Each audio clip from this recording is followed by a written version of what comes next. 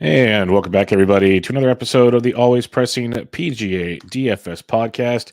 It's major week, third major of the season, talking U.S. Open to get you ready for your DFS lineups and much more. Before we get to that, you can find me on Twitter at BDentric, the podcast at Always Press DFS, and my co-host, as always, on Twitter at DFS Golf Gods. Jesse, how are we doing, my friend? I'm good. How are you?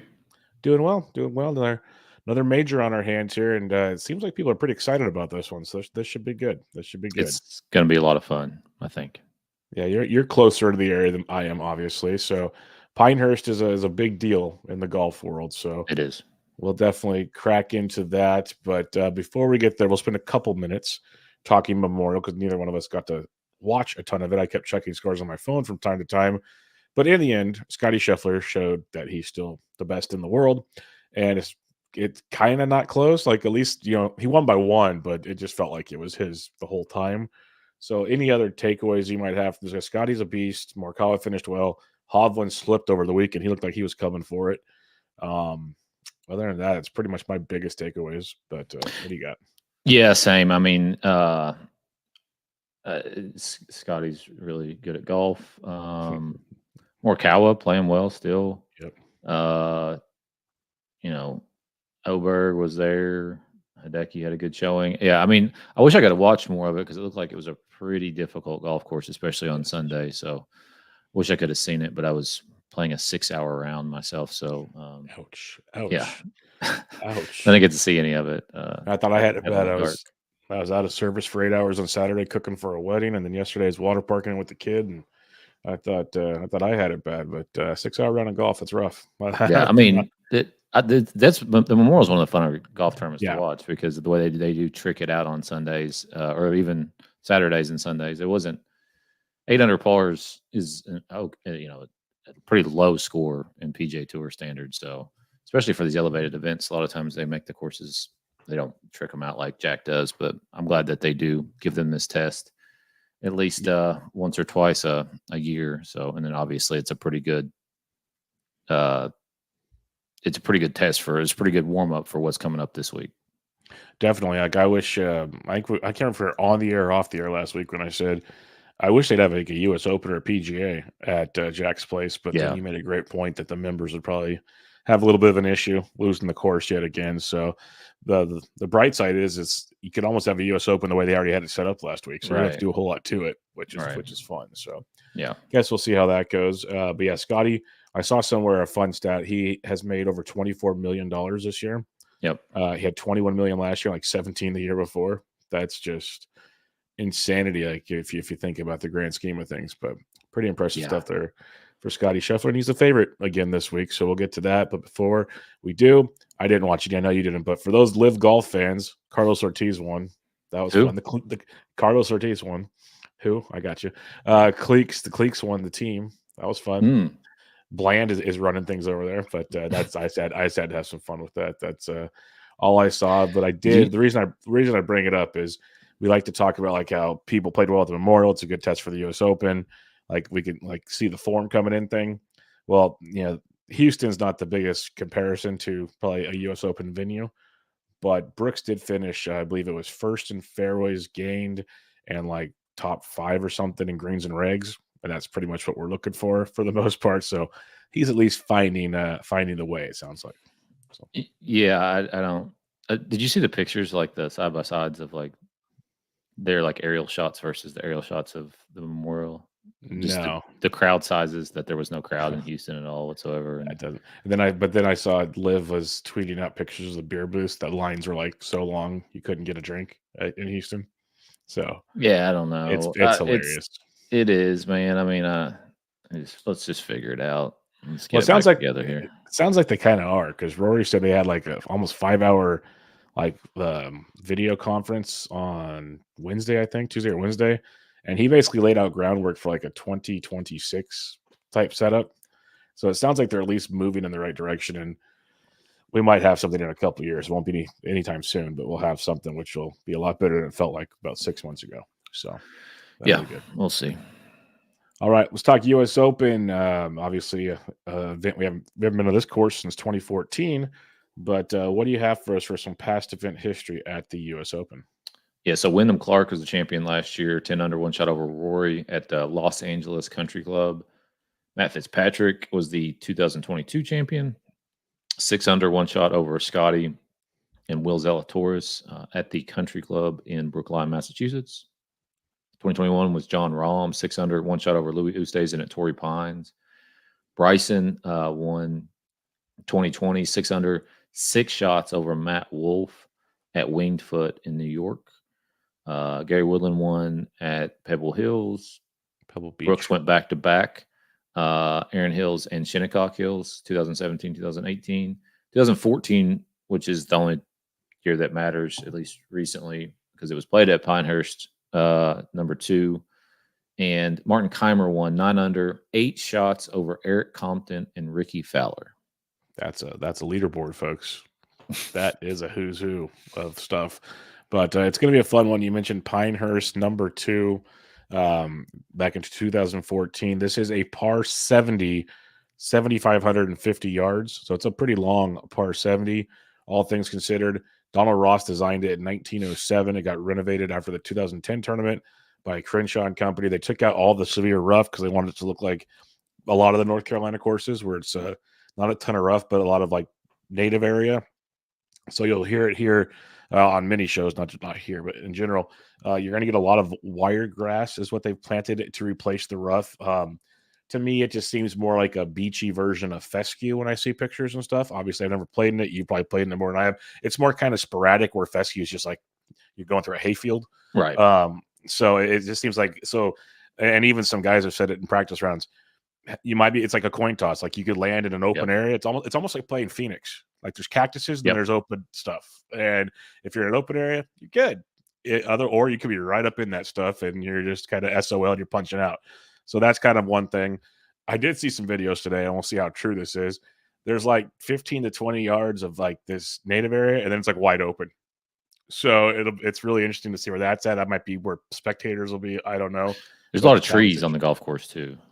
Okay, so very tree line. Have you played Pinehurst? No, I've never played Pinehurst. Never been to Pinehurst, but I've watched it a lot because so they had a day, I'm guessing, 2 weeks ago or something, where they let a bunch of YouTube people come and play, and they like shotgun them off. So they've all been putting out these videos of the golf course. So it's a good representation because they're all playing from the tips. But yeah, it's not really. There's the fairway native area like you were talking about, which is 50-50, maybe depending on where you hit it, whether or not you get a good lie, and then you got a lot of trees, like just tall, like pine trees.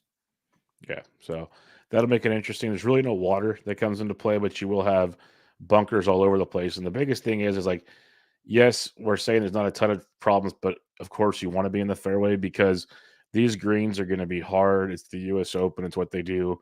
So you need like greens in regulation, long iron play. The longer the iron play, the harder it is to stick a green. We know the story behind all of this. And you get that Bermuda green that can be bouncy and sticky. So running it up there might not be always the most consistent thing. We'll see.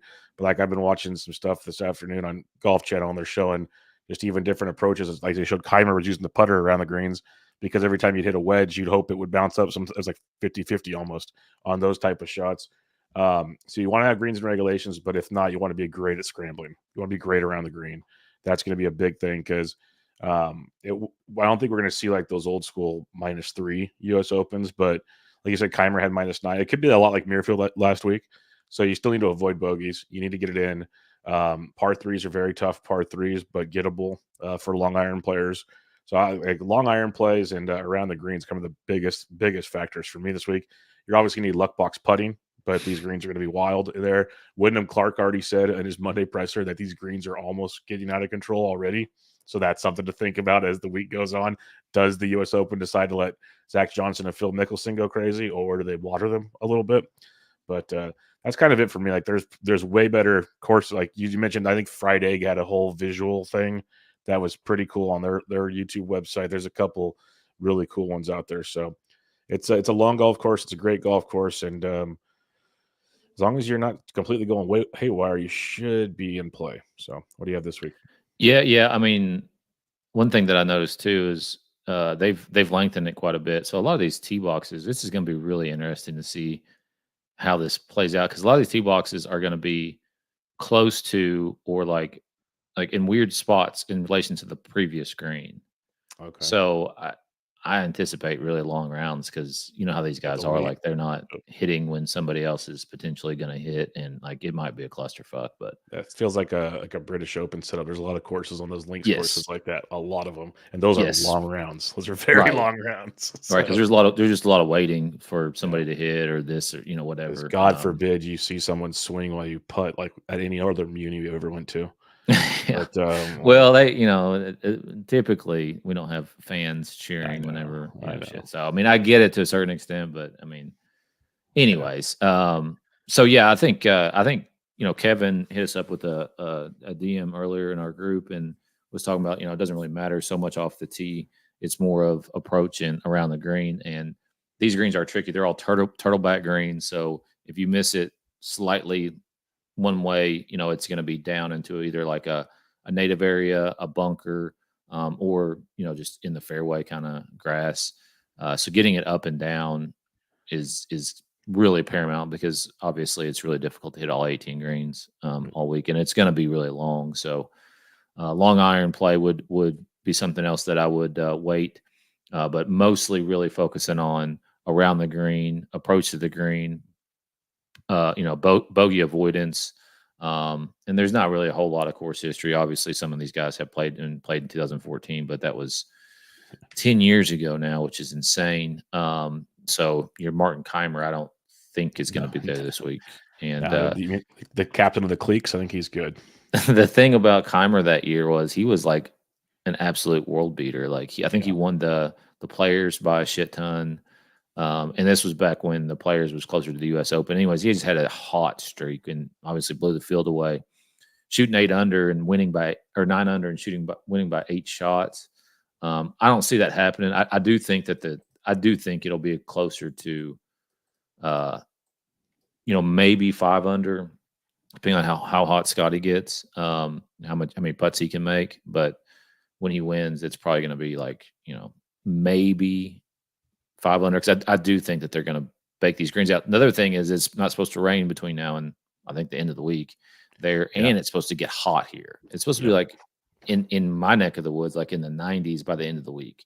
So we're almost the same latitude, longitude. I don't know how you want to say it. Whatever that is, they're a little bit further south, so it's liable to be really hot, really dry, and I mean, I hope that they don't. They obviously have to keep the greens alive, but I don't want them to. Yeah, I want it to be painful. Yep. You know how we do. Me and you. Yeah. Oh yeah. That's why Wyndham basically was making the comment he made, because the weather's it's going to be making it out to bake it out basically if they want. Like they could bake this bad boy out pretty strong. So now sticking things on those greens will be even tougher, which makes the scrambling even more imperative, like you said. And like right before we started, Johnson Wagner was doing a demo only the way Johnson can. The guy's pure gold, absolutely pure gold, because he's one of us now that he's not a pro. And he was showing the difference. Like first off, like each green, like you mentioned, he'd throw it right in the middle, and if you missed it by like 2 yards of the flag, it was funneling off the green like you're talking about into this whole waste area. And they all have them. There's going to be a lot of bitching from these guys. That's why he was showing like this lob wedge 8-iron putter, and it's going to get real dicey. The post round press conferences might be pure gold on this week. Like it might be pure gold. Those instant reactions could be, and good stuff. But there's a lot of what ifs we could talk about. But let's talk about what if we could win some money on DraftKings and talk about some picks for the week here. And we have Scotty alone at 13K. I think we can all agree the dude's like first in almost every category I'm looking at. After Scotty, you got Rory at 12-1, Xander at 11-5, Rahm at 10-9, Bryson at 10-1, and Brooks at 10,000. So 3 live guys wrapping out the 10K range with Xander and Rory right above them. Rahm withdrew with a foot cut over the weekend in Houston. So what are you liking in this 10K range? Yeah, it was very odd. Did you see the video of him swinging? And it looked worse. It looked way worse. Like that was not the first thing that popped in my head. Was a cut, and it was like between his toes. No, that wasn't it. I was like, he just fucking broke a ligament, or snapped his. I don't know. It was very strange. Obviously, Scotty Scheffler. I mean, it is what it is. Next, in my opinion, in this list, I think it's Bryson. He's shown up this year in both the majors so far, and coming off a solid 18th place finish at Live Golf Houston. Great finish there for him. But in between him challenging guys on YouTube, like with old clubs or kids clubs or something he just bought at Walmart. Or a date with Paige, like do what? Or a date with Paige. Or playing Paige Spranik, whatever. He's doing some weird shit on YouTube, and it just blows my mind but whatever. It is what it is. Bryson would be the next guy for me in this list. Xander, obviously, playing really solid golf, coming off an 8th place finish last week, won the PGA Championship, second at the Wells Fargo. If it wasn't for Scotty, you would probably argue that he was playing the best golf in the world right now. And then Rory, was fine. I'm not going to play John Rahm. I would, and Brooks. I mean, he finished 4th here in 2014, but I don't know. I've not seen enough out of him at the real golf tournaments to be like he's worth it. Hey, I don't know if I could take this live slander much longer. Real golf tournaments. Come on now. But yeah, it's Scotty by a long shot. But then I like pretty much everybody in this round but Rahm. Like Rory seems like he's starting to turn the corner a bit. I think Xander's amazing. He just did win a major at the PGA, nearly won before. Like he's been playing probably the best golf outside of Scotty Scheffler right now. So I'm with you on that one. I guess bogey avoidance is second in this field. Greens and regs second in this field. Scrambling's third in this field. Approach is 4th in this field. So he's pretty darn outstanding. Obviously, those are all behind Scotty Scheffler. But so I like Xander quite a bit. Bryson is – I'm curious to see what the ownership looks like on a guy like Bryson when you have – I think Xander and Scotty pretty popular up top, and everyone loves Brooks because they just love Brooks because it's a major, and that's what we do in these neck of the woods. So Bryson could be a real fun one if you want to – I know that the numbers are skewed because we only have his major rounds, but again, that's against some of the best of the best. So I kind of almost like that in a sense. So his last 24 rounds, like he's 10th in bogey avoidance, 5th in greens and regs. Like he's putting very well. The long irons are just always hit and miss with Bryson. That's what we know. So he's a very interesting GPP play. I won't talk anybody off Brooks. He's still 7th in my model, considering all his rounds are majors now. Like that's still pretty impressive. But yeah, it's pretty much Scotty and Xander for me. But I don't mind some Bryson and Brooks if you want to take some gambles. 9K range, you got Vic Hovland at 98, Ludwig at 96, Morikawa at 94, Cantley at 92, and Wyndham Clark at 9,000. Did you see any of the Ludwig stuff about he wouldn't talk about his knee injury? No. Yeah, some reporter came out and said he's basically playing with like a torn meniscus or something in his knee. Oh, God. And then somebody asked him that after the round. He still finished fine last week. Somebody asked him after the round, and basically he told everybody it's none of your business. I'm playing golf. So just leave me alone. I'm like, buddy, this is pro golf. That's not how when your company's in bed with DraftKings and things, that's not how this works anymore. Yeah. It's the weird part about professional golf is they're all independent contractors. Yeah. So there's no injury reporting requirements or anything like every other sport on earth. But for me, do what? Sorry, I said so that was odd, but yes, we like in this range. Victor Hovland, obviously, he was right there until the back nine on Saturday. That's the little bit that I got to watch was on Saturday and watched him shoot part of his 77, and then he followed up with a nice little 75. But I think going back to him is fine. I love Colin Morikawa at 9,400. I was hoping that he wasn't going to be the top, like in the 10K range, and they didn't get him in the 10K range. So I'm going to try my best, and I haven't done this yet, but Scotty and Colin, first two clicks for me. So love Colin Morikawa. 2nd last week, 4th the week before, 4th the week before, 16th, 9th, 3rd. I mean, he's got it figured out now that we're not in a putting contest here. He finished 4th at the PGA Championship, which was basically a putting contest, and he made 0 putts on Sunday. So just keep that in mind when you're talking about Colin Morikawa. I love him at 9,400.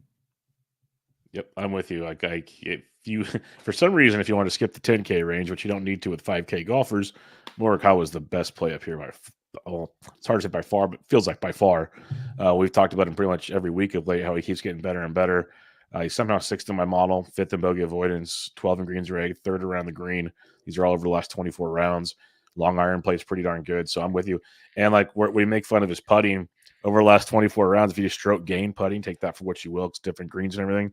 He's 45th in the field. He's better than half the field.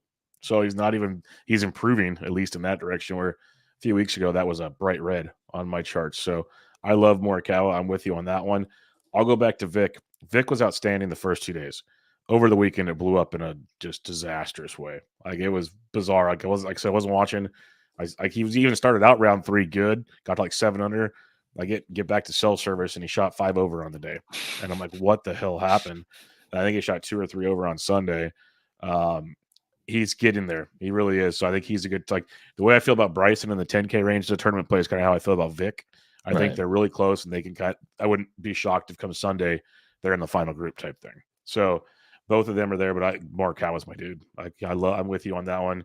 Pretty easy for me. Like, how he isn't in the 10K range, I completely agree with you on. That is quite surprising. Maybe it's because he'll miss the cut and we're both idiots. 8K, JT 89, Cam Smith 87, Max Homa, who's just kind of been floating around at 86, Tommy Fleetwood at 85, Willie Z at 83, Fitzpatrick 82, Finau 81, and Hideki at 8,000. Hideki will be chalk. What do you like in this range? Isn't it weird that Justin Thomas is $8,900? Yeah, given this range, and given Jordan Spieth is 7,900. That's fair. Yep, that is fair. I think it's an odd price, but that makes me want to play him. I think he's playable. Just my model seems to like him. And he did miss the cut in 2014, but 4 straight made cuts for him, 2 top 10s sprinkled in there. Tommy Fleetwood, 8,500. I mean, he's the guy that, like, you play at all the hard golf courses when it's just ball striking. And so I think he's fine. Tony Finau, another guy at 8,100 that I feel this is kind of like the American Tommy Fleetwood. He never wins anything ever, but he'll come out of nowhere and top 10. Like last week, he finished 10th, 18th PGA Championship, 55th at the Masters. Not great there, but either way. And then Hideki at 8,000, another guy who just gets red hot with his irons. When he starts hitting them to 2 or 3 feet, it's very easy to make the putts. And you're not missing the green that way, even if because you hit one that's 15 feet on the wrong side, and it might end up 45 yards away or 45 feet away. Probably is more realistic because the runoffs are there, but it's not like it's running back to you in the fairway or anything on most shots. So 8th place finish for Hideki last week. I like him quite a bit. Well, we're pretty much on the same guys. I like JT. I've been liking him for a while here, and I think he's been mispriced to me. Like, finished 33rd last week, but and prior to that was really getting it tuned in. If we're talking long irons from 170 to 200 over the last 24 rounds, he's 22nd in this field. He's 11th in greens and reg, 13th in bogey avoidance, 12th around the green. So it's been his putters destroyed him. He's 140th in this field, and we've talked about that many times. Like, it's been his putting that's kind of kept him out of a lot of things. So I don't mind going back to him at $8,900. I love Fleetwood for everything you said. Like, Fleetwood's a dude that I think which course was it? Aaron Hills where Phil was putting it before it finished. Can't remember, but it was one of the ones Brooks won, and I can't remember if it was the first or the second one Brooks won. Yeah, it was probably the other one because Aaron Hills was playing really easy. Okay, so it was the other one. And I remember Fleetwood was the guy went off in the second group, and then he shot like 8 under before the conditions got bad, finished like top 5. That's what Fleetwood does in majors, like you said. Yeah, he just hangs around. Next thing you know, he's top 10, and we're all happy. He's 10th in my model because he's actually playing good golf. Also, one reason why he plays well at courses like this, he's 4th in scrambling over the last 24 rounds. He's 6th in bogey avoidance. That's what you want here. That fits the mold. That makes sense. I like your Finau comments, and then I love Hideki. Hideki is 2nd in my model. He's 1st around the green. He's 2nd in scrambling. That checks out. 7th in bogey avoidance. Long iron plays great. There's nothing for me not to like about Hideki as long as his back is in play. We're good. I pretty much play him weekly, and for the most part, as long as he doesn't withdraw, it's been pretty good of late. So love Hideki at 8,000. He should be very popular this week. 7K range, we'll group it together. Spieth, Hatton, Lowry, Thagala, Cam Young, DJ, J-Day, Tom Kin, Min Woo Lee, Corey Connor, Sam Burns, Robert McIntyre, Sungjae, Benyon, Ricky Fowler, and Justin Rose. What do you like in the 7K range? Start with Heath at 76. I don't like a lot here, but I do like him. 12th last week. He missed the Canadian Open, but was 12th PGA Championship. second at the Heritage. Been showing up in big events this year. Corey Connors at 7,200. When we talk about ball striking, we always talk about Corey Connors, and he hasn't missed a cut in forever. Going along very nicely. He didn't have a great greens and regulation week last week, but has been hitting it significantly better. So I like than they did last week, anyways. I like Corey Connors. So those are the two. Those are only two. I mean, there's some names in this range and plenty of other players, but those are the only two that I have checked off in this range. All righty, for me in the 7K range, Hatton at 78. I always find myself back to. I know it's been an up and down. It's his personality in general, but guy's got a really good short game. Iron play is not horrible. Just a matter of can he just like avoid the blow up personally and on the golf course. I do think he's interesting at $7,800. Lowry shot an 80 on Sunday after being in contention, and most of my lineups had Lowry and Hovland in them. So if you want to know how my weekend went, that sums it was up 85. Oh, 85. Sorry, I tried to black it out. 42, 43. Yeah. That's rough. That sounds like one of my rounds. I'm a 16 handicap. I shoot 85s. I've done that. But I don't mind going back to Lowry at 77. Again, it's a putting thing most of the time from Lowry. Like if we talk long at 175 to 200, he's 13th in this field over the last 24 rounds. It's just get your stuff together putting, and the short game can be tough. So Lowry, if you have like down to a final two, he could be the odd man out. But I think if you're building 20, don't sleep on Lowry. Tough conditions can play well. I love Sahith. I'm with you. Like when we talk approach game and whatnot, Sahith's a beast. So I like that at 7,600. Love Connors at 72. And then the other one I have here is Sam Burns at $7,200. He's 25th in my model. He's 15th in greens and regs, 11th from 175 to 200, 23rd in bogey avoidance. And it seems like he's like figuring things out of late. Last week finished 15th at the Memorial, 10th at the RBC Canadian, missed cut at the PGA, but 13th at Wells Fargo.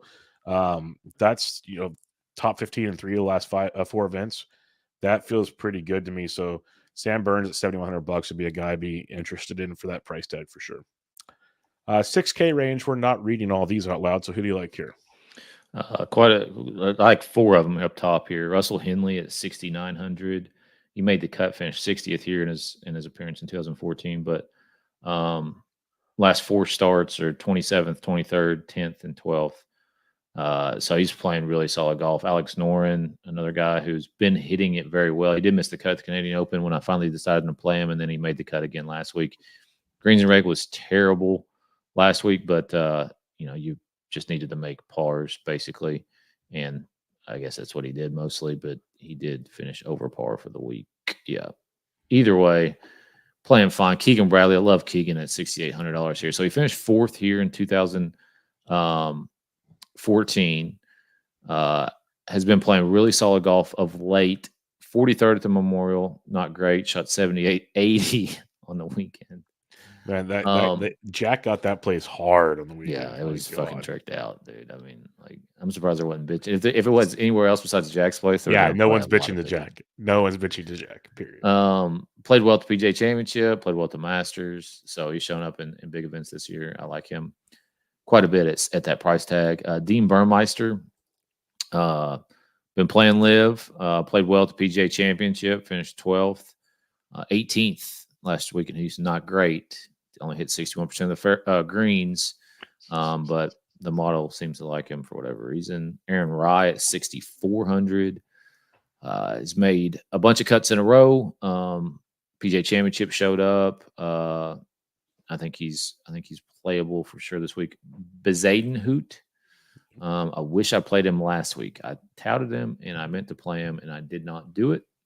He had really good course history last week. Finished 4th, 17th at Charles Schwab. He did miss the cut to PGA Championship, but bounced back at the second day with a good round and just missed the cut. Played well at the Players earlier this year. Arnold Palmer made the cut.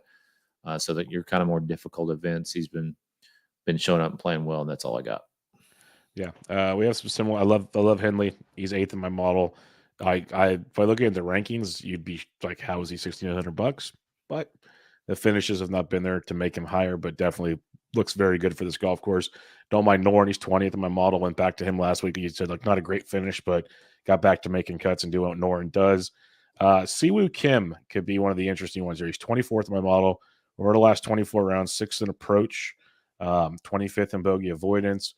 And like he's been a very intriguing name of late. He finished 15th at the Memorial, 56th at Charles Schwab, missed the PGA, 16th at Wells Fargo, 13th at Byron Nelson, 18th, 30th, 17th, 6th. Those are a lot of really good finishes for Siwoo Kim. Now they're coming in here and getting him at a price tag of $6,800. Don't mind taking that kind of chance. Love Keegs. I think people should know if they're listening to the show long enough that I would love Keegs at this price tag at 68. Any tougher golf course, give me all the Keegs you can get because he's great at pars. Like he's really good at pars, but he's got that upside as well. So I like some Keegan Bradley. Billy Horschel ranks 15th in my model.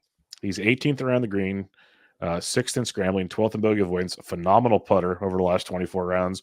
Finished 23rd here in 2014.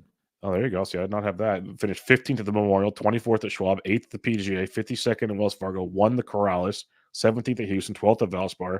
I'm not going to read them all off, but he's actually playing good golf. As much crap as we like to give Billy Horschel, $6,600. That's a dude that he's better than this price tag when he's back to the old Billy ways. Let's put it that way. Not saying he's going to ever be there because he's getting older, but he might have a little something in him here at 6,600. Sepp Straka at 65. If you want like a boomer bust play, he's 13th in my model, 12th from 150 to 175, 7th in greens and regs, 9th in bogey avoidance. He putts well. His scrambling's pretty solid. So I like Sepp at 65. I love Aaron Riley, like you said, at 64. Real quick on Sepp, dude. Yeah. How insane is it? 5th. The one time I play him, PGA Championship miscut. 8th, 5th, 16th in his last 6 starts. He's a boomer bust cheap. As long as he's that's crazy. One of it's his putter's inconsistent, but the biggest thing with him is just when he has a blow up, he blows up. He's like Tyrell Hatton away. Yeah, like they have a lot of similarities. Yeah, I know what you mean. Yes, I agree. Like there's a lot of similarities, but when they're on, they're just going to continue to plug along and give us good finishes. Not sure he'll ever break through, but he's going to be there, and that's why at 65 I love that for tournaments. Seabez at 62, I'm with you, 12th in my model. And then the one other one I'll mention down here that kind of stood out to me, and 21st in my model, that's Seamus Power at $6,100. He's 21st in approach, 14th from 150 to 175, 26th in scrambling. We're talking $6,100. His putter's been his biggest detriment over the last 24 rounds, but 27th at the Memorial, missed at the Canadian, 16th at Wells Fargo, missed at Byron Nelson, 12th at Heritage. So, that's in the 3 elevated events, he was 12th, 16th, and 27th. Missed the cut at the other 2. So there you go. But at $6,100, there might be a nice cut upside with his top 20 appeal, which could be interesting as well. Who do you like in the 5K range? Sorry. This is tough, dude. It's very tough. I don't know why. I think they just added some new guys. They were checked off for me. Matteo Manacero at 5,700. Keimer is in the field. I love how yours says Mateo, mine says Mac.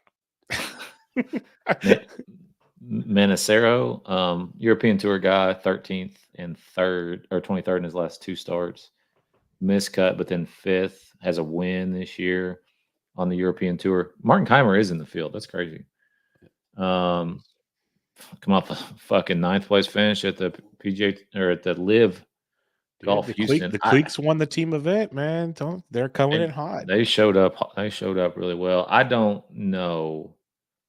I mean, I just don't know what else to say about these guys down here. Isaiah Saldana. These are a lot of those qualifier guys. You're just like, what? Yeah, I just, I don't know. I'm sure that there's 1 or 2 down here that are going to show up, but I don't see myself going below, probably Bezadenhout at 62. So yeah, I hope you got somebody. I don't know what to say because most of these guys, like they're not playing where we're getting stats for them. So I don't know. It's tricky. If I'm down here, I'm not going below 58. So at 59, I got Adam Svensson, guy that did win last year. I'm not like in love with him, but he did finish 27th at the Memorial. He's made 2, 4, 6, 9 straight cuts, but only 1 finish or 2 finishes inside the top 30. So pick your poison there. Svensson, Mac Messnier. I could be wrong. I only have 18 events for him here, but he's got 24 events. He's 18th in my model, which is weird, but 57th at RBC, 5th at Charles Schwab. That's not doing a lot for me. Justin Lowry and Grayson Sigg would be the other 2 guys. They're 22nd and 59th in my model. Lauer is actually 5th from 175 to 200. He putts great. He's 17th from 150 to 175. So he's a phenomenal long iron player. Scrambling is his issue. So if he can find a way to not to scramble a ton, which is probably difficult here, he could be interesting. And then Grayson Sigg, I can always think of him kind of like as a poor man Sepp Straka a little bit. But he's that's $1,000 cheaper too. It actually checks out. But yeah, I'm cool with like playing 2 6K guys if you have to. I don't really want to get in the 5K range. So yeah, that's where I'd be. All right, let's recap things real quick, Jesse. Outside of Scotty Scheffler, who do you like in the 10K range? Bryson. I'll go with Xander, but it's a fun range as usual. 9K range. I know. Colin. Say it. I'll go Vic to be different, but it's Colin with the bullet. 8K range. Hideki. Yeah, so I'll say Fleetwood to be different, but it's Hideki as well. Second in my model. I'm still shocked by that. 7K range. Pick 2. Thigala and Connors. I'm going to go with Burns, and I'll go with Hatton. Who do you have in the 6K range? You can pick 2 if you'd like. Henley and Keegan. Henley and Keegan. I'm going to go Keegan. I'm not going to be cute in this one. Give me Keegan. Give me Sepp Straka on that one. We'll skip 5K. Let's just be honest here. If you're playing cash this week, how would you start out a cash lineup? Because this is a very volatile tournament, people. Yeah, it's top 60 out of 157. So the 6 to 6 percentage is going to be extremely, extremely low. Tommy Fleetwood, probably Hideki, and then that's tough. Yeah, I mean Connors would probably be okay, but if you like, we're going back up toward the top to like grab somebody like maybe somebody like Vic, Morikawa. Yeah, oh yeah, for sure. But he's also he's on my GVP team. Yeah, so. Like Morikawa, Matsuyama, and Fleetwood would not be a bad start to a GPP. Also, if you wanted to, probably would be a start to one of my GPPs. If you're building a GPP lineup, how are you going about that? Yeah, it's Scotty on every team. Colin, because the thing about Scotty Scheffler is, I was thinking about this the other day. Like even when he doesn't win, like top he's threes. Like, yeah, well that, but like so he's second at the Charles Schwab. He gets 104 points. PGA Championship, he finishes 8th and gets 97 points. I know that was a really high scoring event, but I mean, more often than not, he's still like. He's obviously you really need him to win to like win a GPP, but you know how often are we really doing that? So it's Scotty, Colin, Morikawa, and either Keegan or Russell Henley. Yeah, I don't mind that.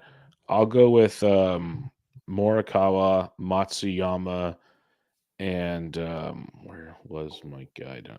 Go Seabez at 62. That gives you a lot of wiggle room in between. If you want to go up high, go down low, whatever you prefer. That gives you a lot of wiggle room. All right. What do we got for bets this week? What we need is you to figure out a good baseball bet before Thursday, like a guaranteed winner, and then we juice it. We parlay Scotty and get him up from the 3-1 that he currently is. I'll text you. We'll be good. All right.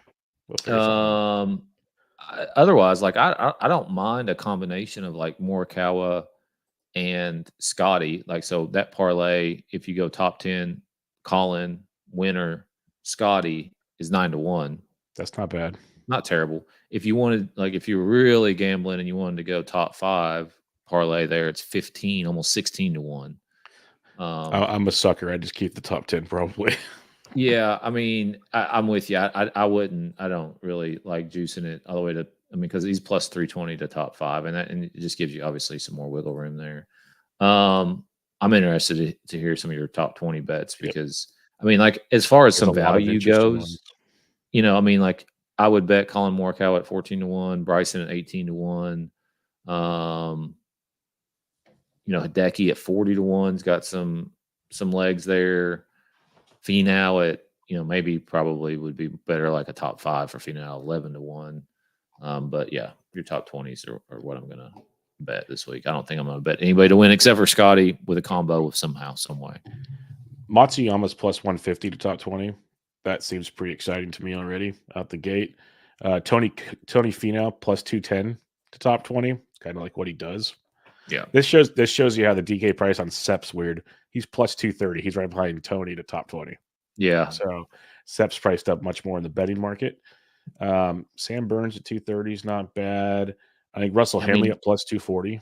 That's crazy that Sep is hot has lower odds than the defending champion and Jordan Spieth. Yep. The top 20. That just stands out to me. Does this mean it's gold? Pure, like, no, people, but there is something to watching the market for his prices, because prices came out way before this market was set.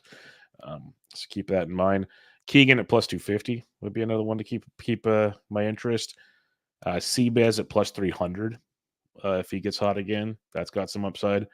Billy Hose plus 360. Like, there's a lot of fun top 20s here. My God. I remember last time I got into the plus 300s and actually liked them. Right. That's interesting. If you want like a long shot just for shits and giggles, I wonder what Tiger not to make the cut is. That could be fun. He's plus 650 to top 20. Top 20. I wonder what his not make the cut is. I wonder if we have. If you want an out of nowhere, let's just see what his top 40 is. Let's not even get cute here real quick for what I was thinking. Grayson Sig to top 40 at plus 210. He was plus 750 to top 20, but you can get a plus 210 to top 40 if you'd like. But those are just a few of the ones I like. There's a lot of fun top 20s. A lot of for sure. All right, final thoughts as we wrap up a U.S. Open preview. I don't have much except for make sure to just jam Scotty in as much as possible. He might have some historic ownership this week. What do you think? Yeah, I think people are past the who cares, or past the, oh man, he's 3K, we can't play him. I think they're all past that by now.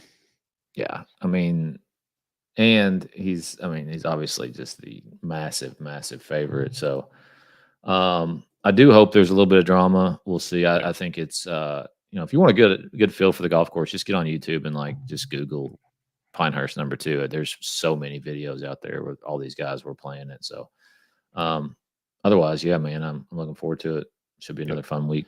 And there's awesome golf coverage. I actually screenshotted this to make sure I remember it. For those that are curious, Thursday, starting at 6:30 a.m. till 5 p.m., it's on USA, and then Peacock from 5 to 8.